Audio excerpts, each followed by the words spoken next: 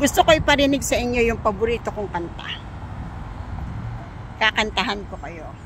Oh, ito na. Pilipinas, Duterte pa rin ang tunay na nagmamahal sa akin. Oh, di ba? Ganda, no? Oh, idadamay ko na kayo. Pilipinas, Duterte pa rin ang tunay na nagmamahal sa atin.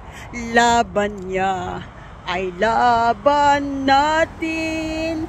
Pilipinas, Duterte pa rin. O, diba? Grabe, yan ang lagi ko kinakanta ngayon. Kasi feel ko safe ako sa mga Duterte.